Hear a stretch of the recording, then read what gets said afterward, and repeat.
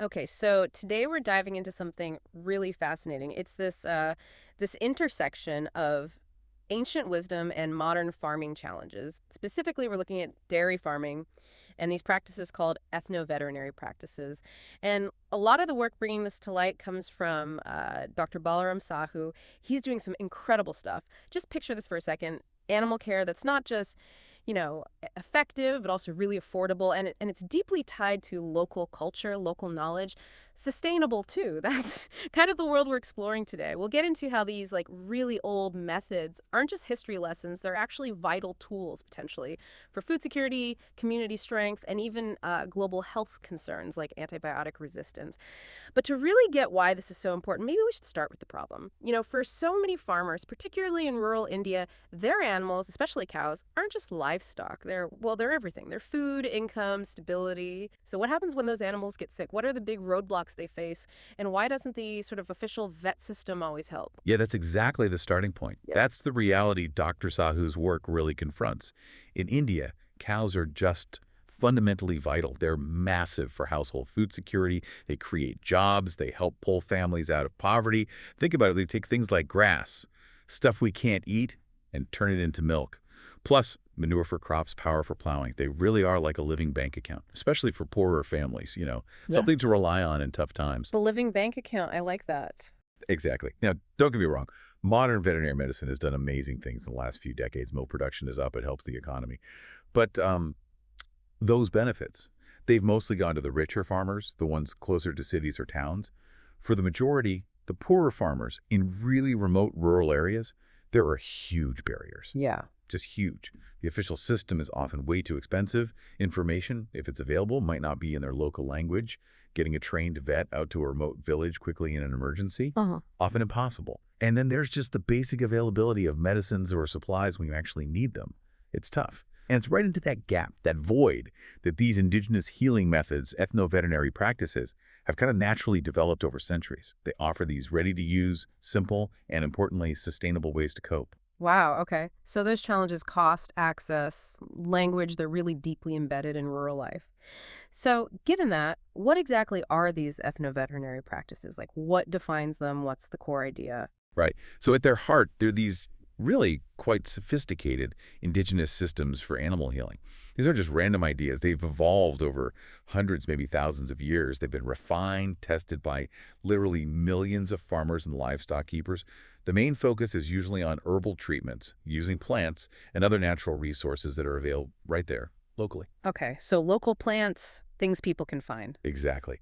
And the real beauty is that they're not just traditional in a Hmm. dusty old sense.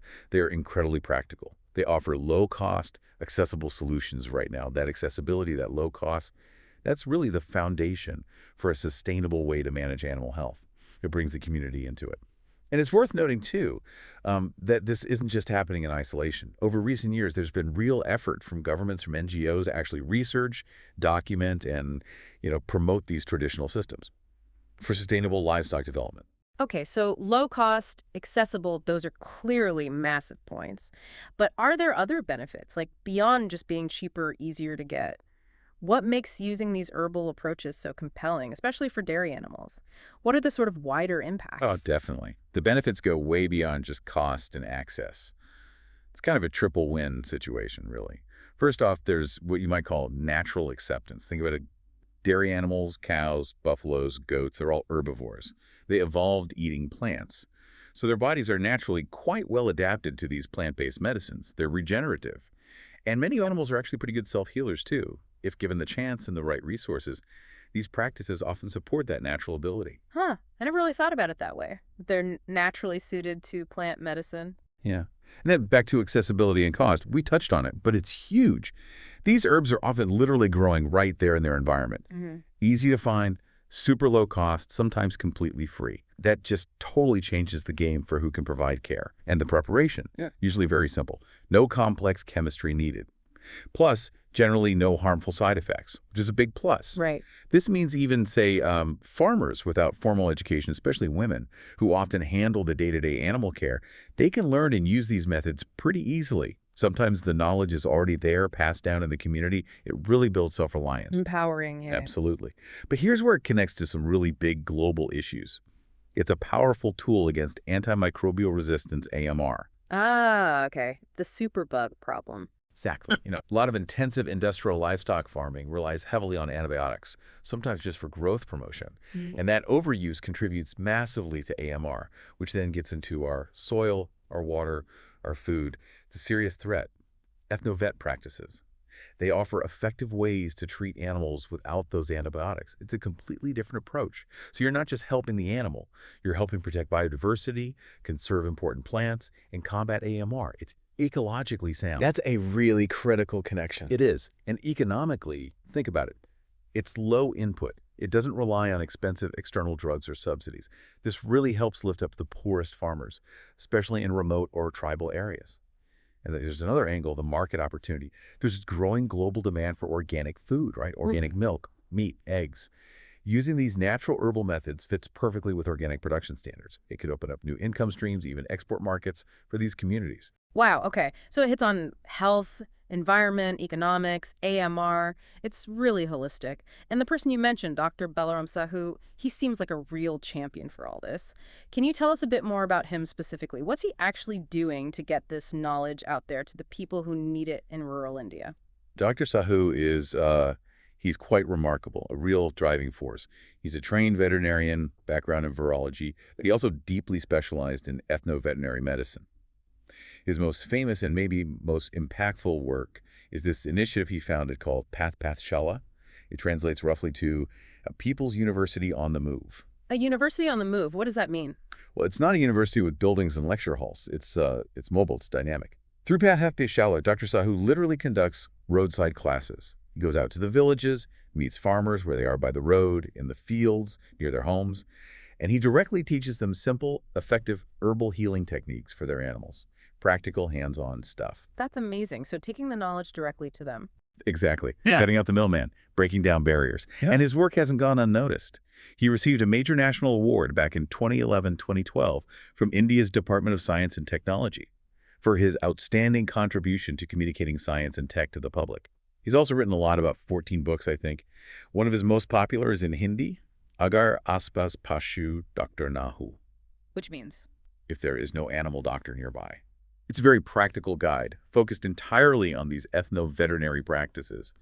Easy for farmers to use. It really makes you think, how can one person make such a difference in connecting this ancient wisdom with very real modern needs? Dr. Sahu is just a fantastic example of someone making that happen. A real visionary, dedicated to making this knowledge accessible. Truly incredible work, bringing it right down to the ground level. Okay, so to make this even clearer for us listening, could you give us a few specific examples, like common problems farmers face with their animals and what kind of ethno-veterinary practice, maybe one Dr. Sahu promotes, would be used? What are the herbs, and is there actual science behind why they work? Absolutely. We'll look at a couple of really common ones. Take diarrhea. Every farmer deals with this at some point, often caused by bad water, contaminated feed, maybe bacteria. The animal gets weak, stops eating, has loose motions. A very common traditional practice, one highlighted by Dr. Sahu's work, uses harita, that's also called chabulic myrobalan. It's mixed with yogurt or curd, usually from cow or goat milk. Okay, harita and yogurt. Simple enough. Does it work? Yes, and there's good science there. The plant, Terminalia chebula, has active compounds shebulin, shebulic acid, and the yogurt contains something called an RNase enzyme. The combination seems to inhibit the bad microbes causing the diarrhea. It helps stop it. Interesting. Okay, what else? Another big issue, especially for breeding, is an oestrus. That's when a female animal cow, heifer, goat, just isn't coming into heat, so she can't be bred. Usually a hormone issue. Right, that affects the whole cycle, the farm's productivity. Exactly. A practice Dr. Sahu documents involves using grounded nutmeg seed, Myristica fragrans. You mix about 20-25 grams of the ground seed with jaggery, that's like a traditional raw sugar, and give it as a little ball, a bolus. Sometimes you need to repeat it after a month. Nutmeg, really? Yeah, and the science suggests why. Nutmeg contains all sorts of compounds, myristic acid, lemicin, safrole, trimyristin, meslignin, and crucially, it seems to have phytohormone-like molecules. Plant-based compounds that mimic hormones and can help stimulate or induce the heat cycle. Fascinating. One more, maybe something really common. Okay, how about mastitis, udder infections? Huge problem in dairy. Causes swelling, pain, can get blood in the milk. Really serious. Yeah, I've heard that's devastating for milk production. It is. A common ethno-veterinary treatment involves a mixture of betel leaves, Piper beetle, and castor oil from the Ricinus communis seed. You make a paste for application. Betel leaves and castor oil. And the science. Yep. Castor oil is rich in things like ricinoleic acid, methyl ricinoleate, powerful fatty acids with anti-inflammatory properties, and betel leaves contain compounds like piperine and piperidine, which have antimicrobial effects. So together, they work to fight the infection and reduce the swelling, often very effective, and again, avoids antibiotics. Wow. So these aren't just like old wives' tales. There's often a real scientific basis, even if it wasn't understood in those terms originally. Precisely. It's traditional knowledge validated in many cases by modern science. Dr. Sahu's work is key in bridging that understanding. Those examples make it so much more tangible. Okay, let's pull back again to the bigger picture. What does all this mean for, say, sustainable dairy development overall? And how does it connect these wider societal issues we keep mentioning? Things like climate change, food security, even empowering women in these rural areas. Yeah, this is where you see the really deep transformative potential. Firstly, it massively helps in preserving cattle biodiversity. Indigenous cattle breeds are often incredibly resilient, adapted to local conditions, especially in tropical regions. These practices help keep those local breeds viable, which is vital for genetic diversity. And remember the living bank account idea. For poor farmers, losing an animal is catastrophic. These low-cost health options prevent those devastating economic losses. Right, protects their main asset. Exactly. Then there's food security. If you want to reduce poverty in areas with lots of small farms, you need low-cost, low-input animal husbandry. Relying on expensive imported drugs just isn't sustainable for smallholders. These practices allow for more self-sufficient small dairy units, more stable milk supply, better nutrition for families. Makes sense. And the climate change link. Well, climate change is bringing more uncertainty, right? Unpredictable weather, maybe more pests or diseases appearing at odd times, challenges with finding enough food for animals. Ethno-vet practices offer this adaptable toolkit. Simple, low-cost herbal remedies, natural ways to supplement food. They help animals, and therefore the farmers, cope with these stresses. It builds resilience. A kind of natural adaptation tool. Sort of, yeah. And finally, and this is really significant, the impact on resilience and women's empowerment. Think about who usually looks after the cows day to day in many villages. It's often the women. Giving them the knowledge and the tools, these simple, accessible herbal treatments to manage common problems like worms or bloat, it's incredibly empowering. They can prevent losses, keep the animals healthy, and women often really trust these traditional methods. They're culturally familiar, easily accessible right there. So they can treat their animals effectively without worrying about huge vet bills they can't afford. It adds directly to their household income, gives them more financial control, more agency. It's a really direct impact. That connection to women's empowerment is really powerful. It's not just about the animals, it's about the whole community structure. Absolutely. It touches everything. So wrapping this up, what's the big takeaway for someone listening to this? What should we be thinking about? For me, this whole deep dive, it's just such a powerful reminder, isn't it? That sometimes the best solutions, the most innovative ones, aren't necessarily the newest tech. Sometimes they're this incredible time-tested wisdom that's just been waiting to be properly valued, documented like Dr. Sahu's doing, and then applied again. It shows how deeply connected everything can be: animal health, human health, the environment, community well-being.